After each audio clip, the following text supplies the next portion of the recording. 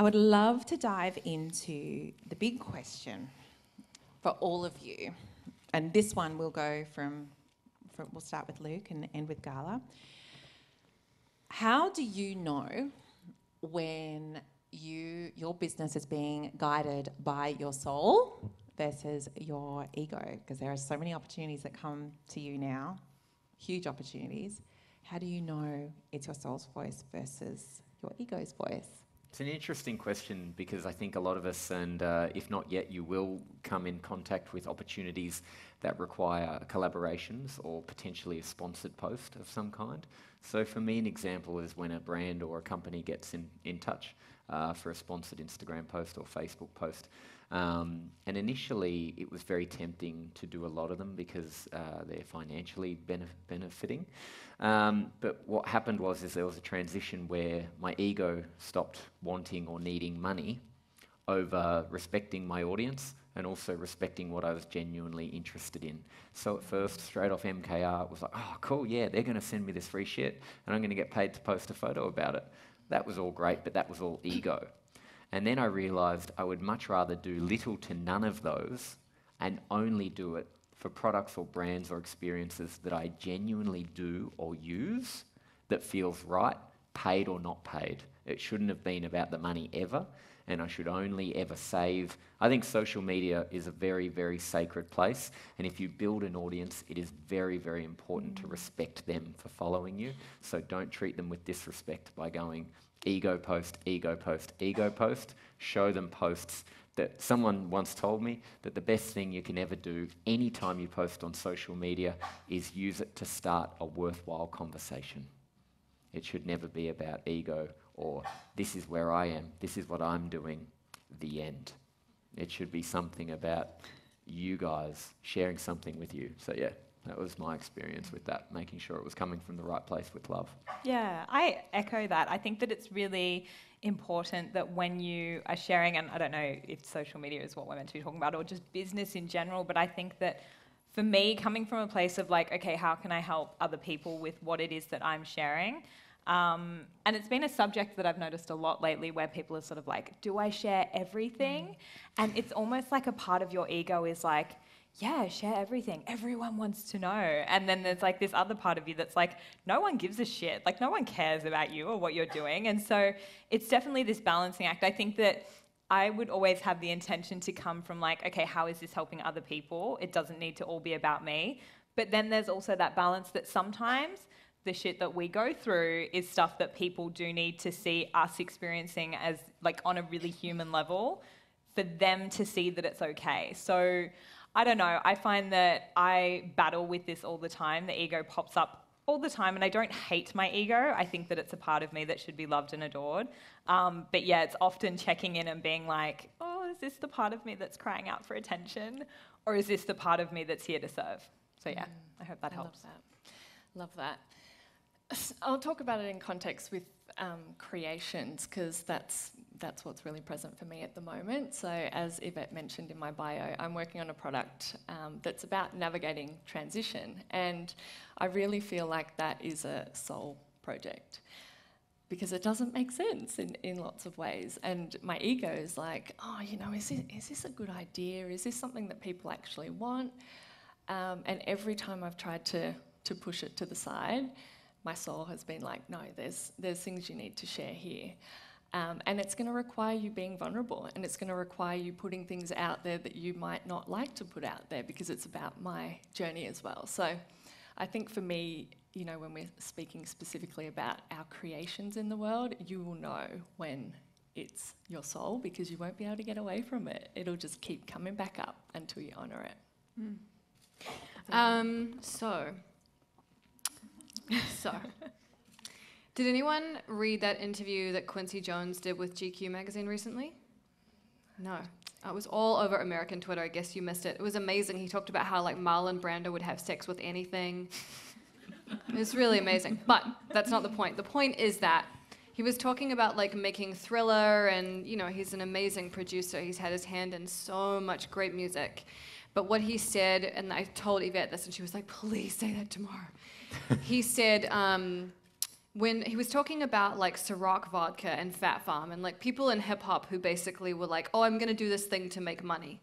He said, when money is the primary goal, God walks out of the room.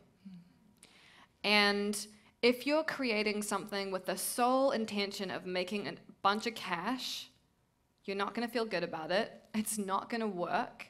And that's never the intention. Like, I like to think of what we do as artistry. Like, I'm not like a clothing company. I'm not Forever 21. I'm not in it purely for a profit. I'm in it because I have shit I want to express that I think is important and that is part of my, like, soul's yearning.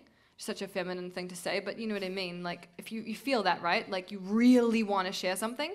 So if I'm only doing it for the money, it doesn't feel good. And it has to feel useful and real, and the goal has to be that it feels valuable in a way that's not just financial. Yeah. Are any of you brave enough to share openly about some mistakes that you might have made when times that you went along with your ego, even though your soul's voice was trying to pull you back? And Sure. yeah. I'd like to just dive in. Several times I've tried creating a monthly subscription type program thing because I think like, oh yeah, this is good. People want this information from me, and then it's like regular income, and I know how much I'm going to make every month. And every fucking time I do, I'm like, I hate this. And I have to cancel it, like I have to kill it. And it also never sells as well as I want it to because I'm not really in it for the right reasons. So yeah, every time I do that, it doesn't work. Like I was saying earlier, I love to be in the creative thing. And when it feels like an obligation or a burden, I'm immediately turned off. I don't want to do it anymore. So I have to recognize like that doesn't work for me as a framework. Yeah. And so when it comes to, because all four of you are constantly, you know, coming up with amazing ideas about new books, new products, new ideas. How do you know, and Rach, you just already tapped into that, so that's awesome. How do you know, yes, this is something that I need to act on and commit to and deliver, versus something that's like, oh, actually, that's not quite for me? Or I'll talk if no one else wants to at the moment. I think that often in your business, I know that, like, talking about the ego again, you kind of see people doing things and you're like, oh, that's how it's meant to be done. Like, I know, you know, I don't know, many of you might know like Jeff Walker's launch book, and you're like, oh, okay, so that's how I've got to do it. And sometimes I think that for me personally, especially when I was getting started, I was like, okay, I do launch, I do Marie Forleo, I do this, and then I do a free opt-in, then I do a book, and then I do a program. And I feel like for me, that seemed to be the path, and it didn't work. I did a few things, and then I went, you know what, like, fuck it, I'm going to do a program that I really want to do that might not be completely in alignment with what I was doing. I mean, I wrote a little recipe book, and then I was like, no, fuck that. I want to be like mindset. Sorry, excuse my French. I want to be like mindset and talking about, you know, more like the love and loving that dark side and loving the bad things that happen in your life, and gratitude, not from like a fluffy way of like, oh, you know, let's all like write in our gratitude journal every day and rainbow, sunshine. Like, it's like, no, like really shit things have happened, and let's find the lesson and the blessing in it, or the blessing, sorry, as some people would call it. I make up words. You know, and so I don't even know where I was going with that. This is probably a perfect example of just like messing up and not really knowing what you're doing at times. But sometimes I think it's, you probably think you're meant to follow like a path. And for me, like the absolute screw up was when I tried to follow the path that had been paved before me. And I was being told by all these people like, oh, mirror and model success, and this is how to do it. And I was like, no, like you said, you know, creating like mini courses and doing the things that really light you up in the moment. I think that's what stops you from going into that like, oh, I failed, you know? And you'll never be a pioneer by following somebody else's trail. Yeah. Ever. Yeah. And when you have had failures, which we all have had, because anyone in the room who, you know, has a business has had failures and flops and mistakes and things not working out the way that we'd hoped. And we're going to talk a little bit more about resilience tomorrow afternoon, but how have you found your feet and your confidence again to dust yourself off and get back up and release again and launch again? I think it's about just getting right back out there, honestly. The more you sit and analyse and overthink and break it down, the more you're just going to psych yourself out, essentially. I think you've just got to do something else, something that feels really good to you too. Like you might have gone for a huge project that just flopped, or a huge launch, or whatever it might be, maybe following someone's formula and it just didn't work for you. I think you've got to come back in and go, what's the simplest next step that I can take that's just going to get me back out there, build up that evidence of self-belief, and get your confidence back up again, essentially, and then continue on the path from there. It's really just, getting back up. Get back out there. Stay in action. Yep. Yeah. And I quoted this in the book as well, of one of the best things that Denise said at our first Soulpreneur events, Denise Suffield-Thomas, who is going to be speaking here tomorrow. And something that I think has been really, really reassuring for a lot of people. I've quoted it so many times, in so many ways, in one-on-one with Soulpreneurs, as well as everywhere, including the book, is Denise said, and it's okay also for you to have a practice business. And for that first, even if you had a business and it flopped and it didn't work out that well, so it wasn't just a project, it was this entire business and it didn't work out, maybe that was your practice business and it's totally okay for you to, have another one. And maybe whatever project you worked on that didn't work really well, maybe that was a practice project. And maybe it's okay to have 100 practice projects. Same with social media, sometimes you might put something on social media and it doesn't seem to connect with anyone, and that was a good practice post, I guess. Just archive that shit. Yeah, and I think remember that you're only seeing what has gone ahead from people as well. There's been so many projects and websites and all of that actually has not seen the light of day. I had a website before I had my son a couple of years ago, went through a whole process of a very expensive website, invested a ton of time and money, and just wasn't flowing. I was really pushing it with the designer and it felt torturous. I was like, this is not enjoyable. And we both came to the decision, we're like, this isn't working, let's pull it.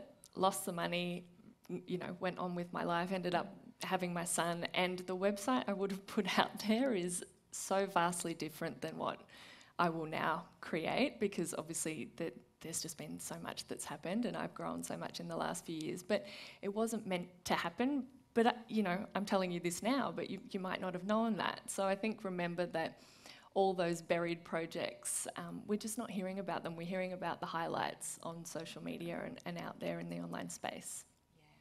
Yeah. Now, when you think back to when you were starting your business, what were some of the biggest fears that you needed to move through? So for me, as I mentioned this morning, it was not qualified enough. I didn't even finish high school. That whole thing. So how can I start this whole event company or this whole PR company, or what I was doing at the time? So what was kind of, because everyone has their not enoughs, whatever it is. They're not qualified enough, not experienced enough, not pretty enough, not tall enough, not young enough, not old enough, not whatever it is, not fit enough, not healed enough. Now, I would love to hear what everyone's were. What was your not enough?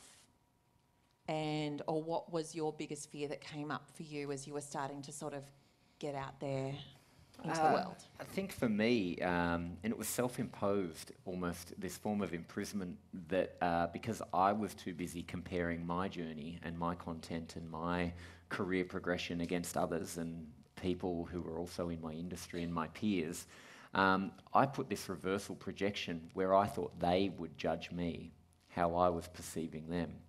So I'd spent too much time looking at their successes, forgetting that they may have had any failures whatsoever. And then I put myself into their shoes going, well, how are they going to perceive me? And then instead of them viewing me as success, like I was viewing them as a success, I was imagining their eyes, judging my content, judging my product, judging my program, judging what I was doing, rather than it coming from an equal space of me respecting and admiring their success and them doing the same. So what held me back was my fear of judgment from others, in particular my peers in my industry. And I say peers now because I'm in a healthier headspace, but 12 months ago I would have said competition. So yeah, it's a really important transition for me to know that everyone is my peer and that there's absolutely room for everyone at the top. And we need to allow that. And we also need to allow ourselves to believe that, as it took me a lot, because I was so fearful of falling behind. I felt like there wasn't enough room, and we all had to battle to make our room to the top. There's so much room, and it's an exciting place to be when you're all there together, smiling and supporting each other. All the feels. I'll let you guys know when I feel like I'm enough. I think it doesn't ever get to the point where you're like, oh, here I am. Look at me, I'm at the top of my game. Because no matter what sort of level you hit, whether it's like financial or numbers on social media or, you know, like qualifications, there's always going to be someone who's just, you know, oh no, but then there's that person that's up there. And, okay, so now I'm not enough compared to them. So I think that for me, it's just constantly looking for proof of my not enoughness being untrue. So looking for, like you, Yvette, you know, I didn't finish school. I went to grade 10. I never went to university. I don't finish many things. I'm very underqualified for everything. You know, I know nothing about business, but it's like, you know, you look for proof of where other people have gone before you and proved that you don't need what you think you're being told you need. You know what I mean? It's like, you know what, just go, there are people who, you know, the smart, what do they say, like someone like Einstein or something didn't finish school. I don't even know who it was. But it's like, think about people like that and be like, oh, okay, there just needs to be a part of me that cares enough to be persistent, because I know that no matter what, if I keep working towards what it is I want, maybe I'll never be enough, but eventually I'm going to get pretty damn close if I just keep at it. So I don't know if that answers the question. I just get on a rant. Love it.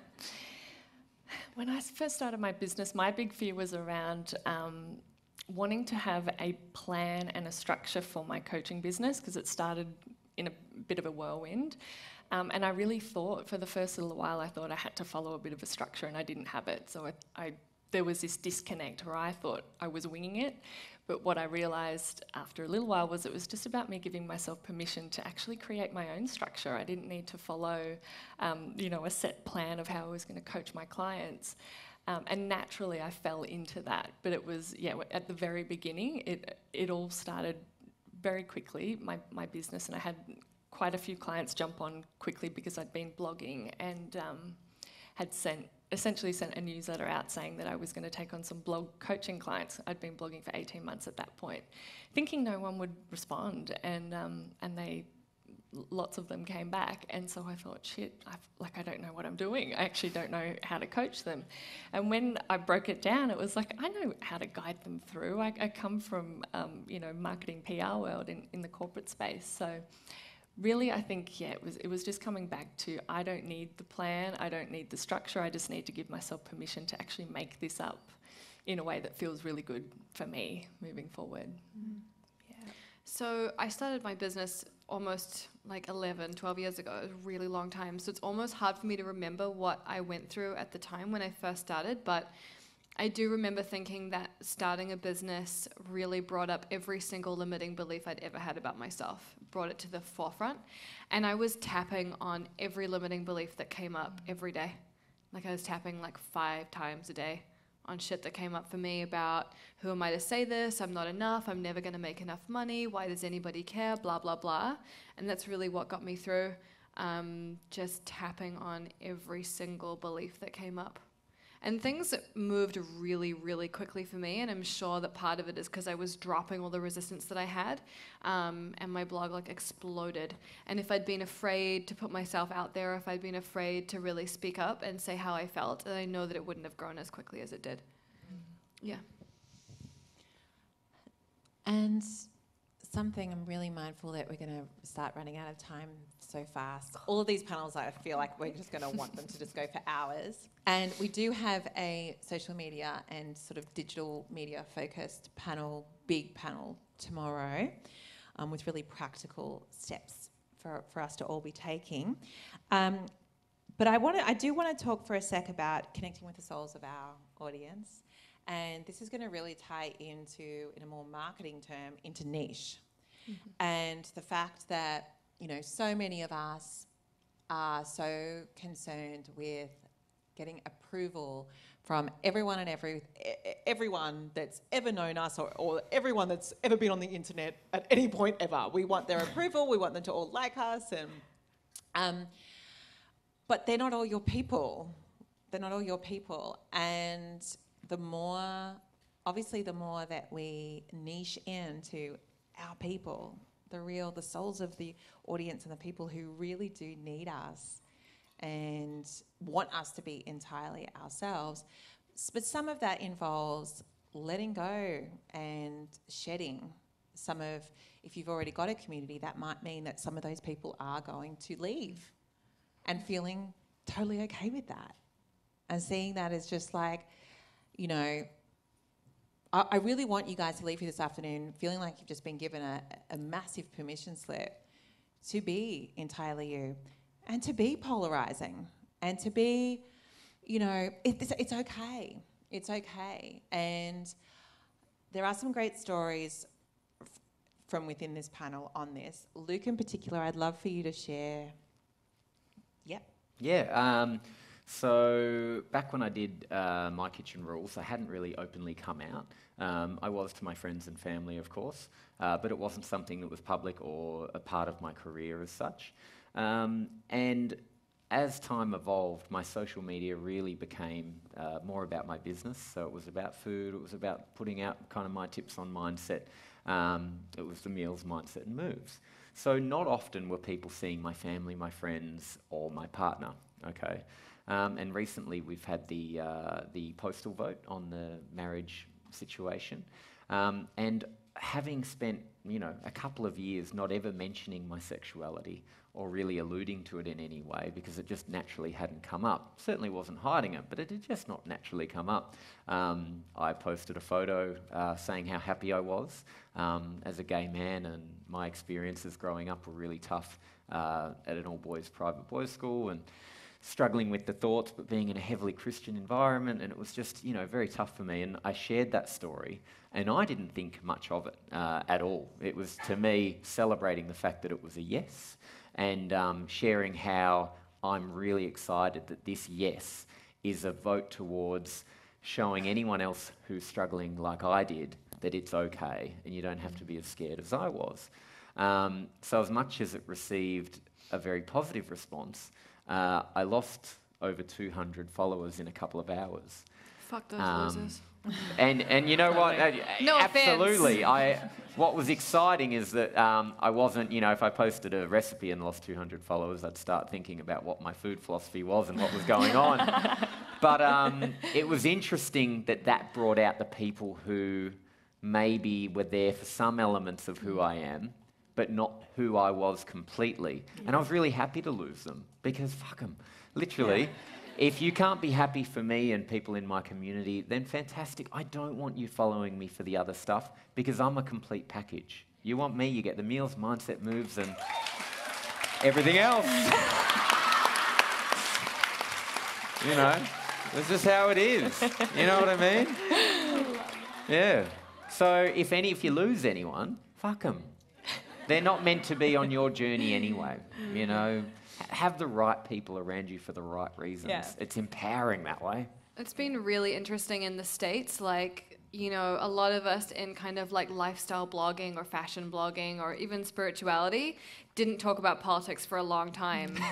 And now it's like, oh, come on. And whenever I am political on my Instagram or my Facebook or wherever, and I'm not ashamed of that at all, I will never apologize for it, people are always pissed about that.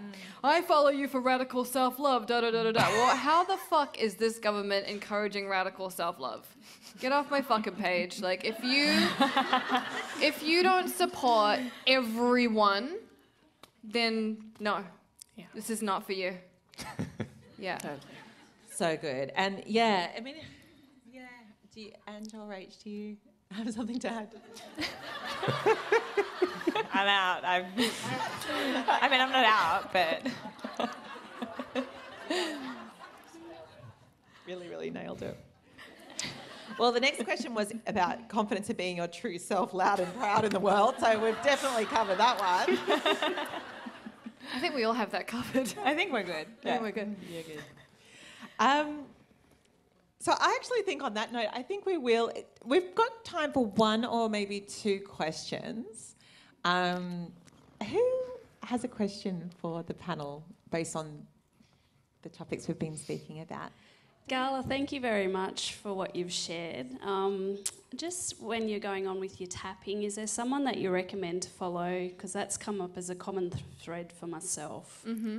Yeah. The Ortners are amazing. I think everyone will tell you them. I have a video on my YouTube from 2007 where I have crooked teeth and purple hair and I'm mumbling in a really strong New Zealand accent, but I'll teach you how to tap for free. I have a class as well called Tap That, which is about learning how to tap. Yeah. It's really easy. But if you want to grab me outside, I can show you how to do it really quickly. It's super easy. And I do this thing called power tapping, where you use two hands at once, because... Okay, all right. So you can Google the language and the blah, blah, blah, but basically you're just tapping on meridian points in your body, right? So the first one's the top of the head, then the start of the eyebrow, temples, under the eye, under the nose, under the mouth, collarbones, like where your bra line would be, and then wrists. That's it. Seriously, that's it. It's really fucking easy. There's so much information online on YouTube, like Brad Yates is really amazing. And there's this woman who has this great video called Tapping for $50,000, which totally works. You should all go and do it. It's probably the best tip you'll hear all day. So good.